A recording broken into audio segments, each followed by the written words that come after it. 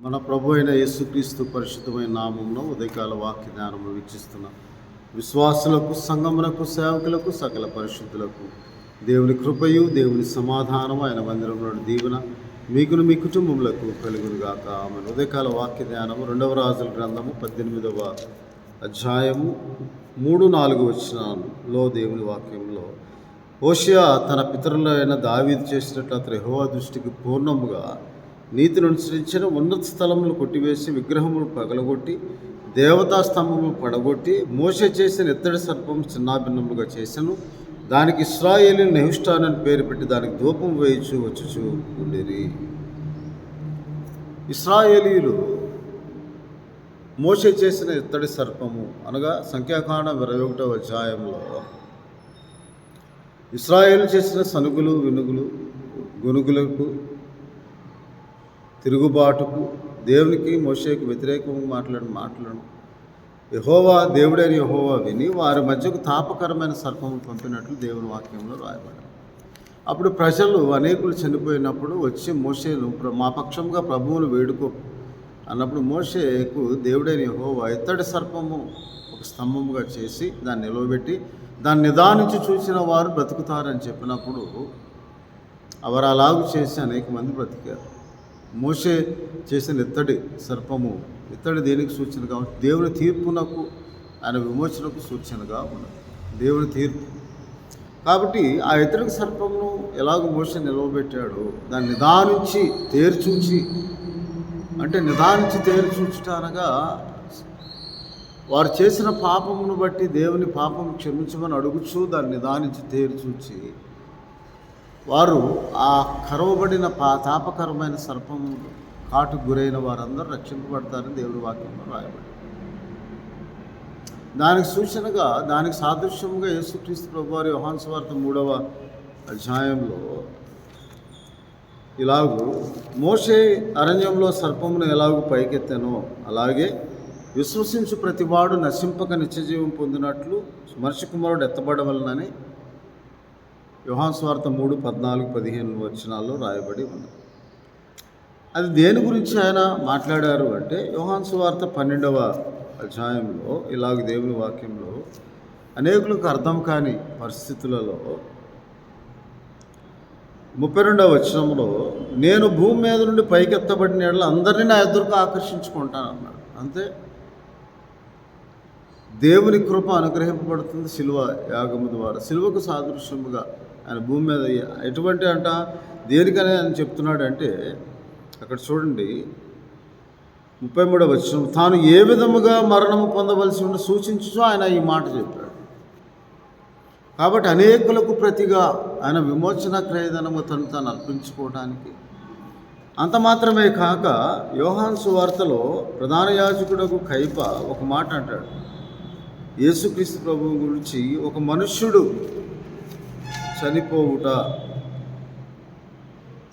అనే మాట అక్కడ మనము చూస్తాం. యోహాను సువార్త 11వ అధ్యాయము 50వ వచనంలో, జనమంతయు నశింపకుంటున్నట్లు ఒక మనుష్యుడు ప్రజల కొరకు చనిపోవుట ఉపయుక్తము అంటున్నాడు. అంతే మాత్రం కాక 52వ వచనంలో, యేసు ఆ జనం కొరకు మాత్రమే కాక చెదిరిపోయిన దేవుని పిల్లలను ఏకముగా సమకూర్చుటకు చావనై ఉన్నాడని ప్రవచించాడు.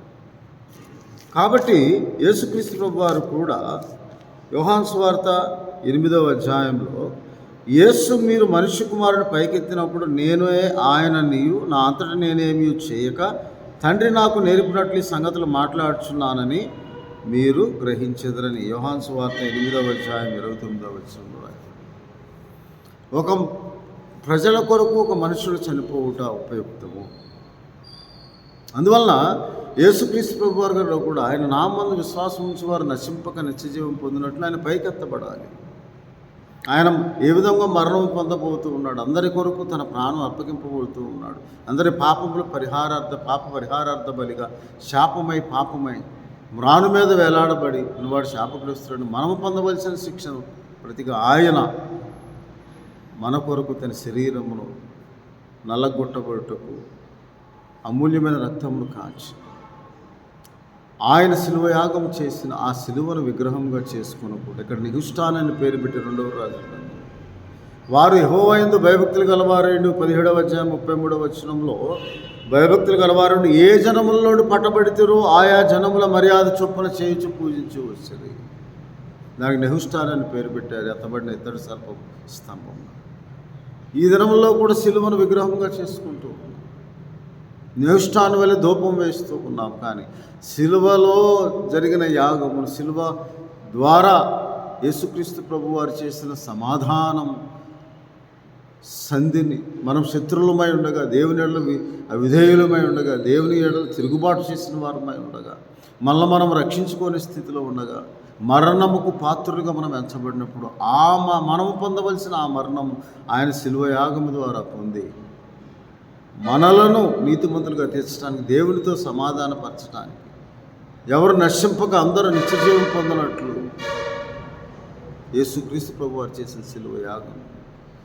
ఆ యేసయ్యను మనం తలంచుకొని జ్ఞాపకం చేసుకొని ఆయన స్తుతించి, ఆయన కృతజ్ఞతాస్తుతులు స్తోత్రం చెల్లించి, ఆయన తన ఎదుట ఉంచబడిన ఆనందము కొరకు అవమానం నిర్లక్ష్యం పెట్టి సిలువను సహించి సిలువ మరణము పొందినంతగా తండ్రి చిత్తమునకు విధేయుడై తండ్రి చిత్తం నెరవేర్చడానికి నేను పరలోకం నుండి భూలోకంలో దిగి వచ్చానని చెప్పిన మాటలు మనం జ్ఞాపకం చేసుకోండి.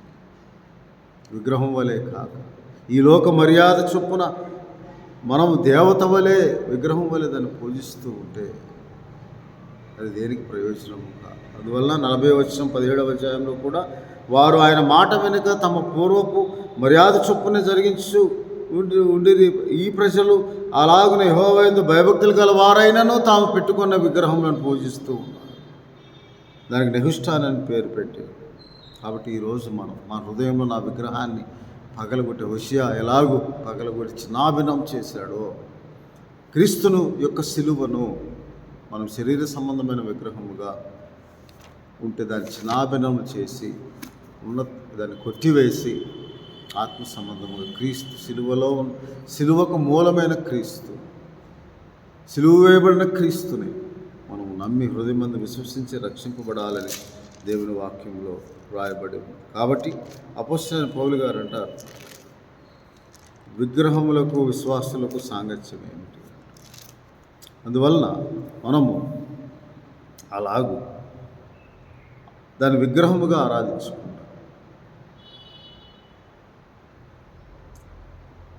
యేసుక్రీస్తు ప్రభు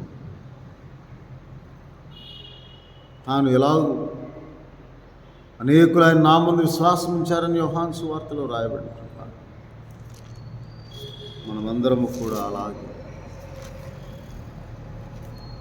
తన ఎదుట ఉంచబడిన ఆనందం పొంది, మనకు కూడా పరిశుద్ధాత్మైన ఆనందం పొంది, రక్షణ ఆనందము పొందుకున్నాడు. మనము కూడా అనేకులు ఆయన నామందు విశ్వాసం ఉంచినట్లుగా అనేకులు ఆయన నామందు విశ్వాసం ఉంచారని యోహాను సువార్తలో రాయబడిన ప్రకారం ఆయన మాటలు విన్నప్పుడు, మనిషి కుమారుడు పైకెత్తబడినప్పుడు అనేకులు ఆయన మీద విశ్వాసం ఉంచారని 8వ అధ్యాయంలో 28వ వచనంలో, నేను మనిషి కుమారుడు పైకెత్తబడినప్పుడు నేనే ఆయనను. ఆ శతాధిపతి కూడా అంటాడు, ఇదిగో ఈయన నిజముగా దేవుని పరిశుద్ధుడు, దేవుని కుమారుడని అంటాడు. అలాగే శిలువ మీద వేలాడిన దొంగ కూడా, ఈయన నిజముగా దేవుని కుమారుడు, నీ రాజ్యంలోకి వచ్చినప్పుడు నన్ను జ్ఞాపకం చేసుకో ప్రభువా, నేనే ఆయనని, నా అంతా నేనేమీ చేయక తండ్రి నాకు నేర్పినట్లు నేను మాట్లాడుచున్నాను, మీరు గ్రహించెదరు అని చెప్పి ఆయన ఈ సంగతులు మాట్లాడుచూ ఉండగా అనేకులు ఆయన విశ్వాసం ఇచ్చారు. ఆ శిలువ యాగము ద్వారా ఆయన నీ కొరకు, నీ పాపం కొరకు, నా పాపం కొరకు మరణించాడు. ఆ శిలువను విగ్రహముగా చేసుకో విధేయత చూపిన వారు, దేవుని చిత్తములకు విధేయత చూపిన వారు మనం ప్రార్థనాపూర్వకంగా సిద్ధపడాలని దేవుని వాక్యంలో రాయాలి. కాబట్టి ఆ సిలువలో కాచిన రక్తము మనం ప్రోక్షింపబడిన వారమే, నిర్మలమైన మనస్సాక్షి గెలివారు ఆయన యథార్థముగా ఆత్మతో సత్యంతో ఆరాధించడానికి.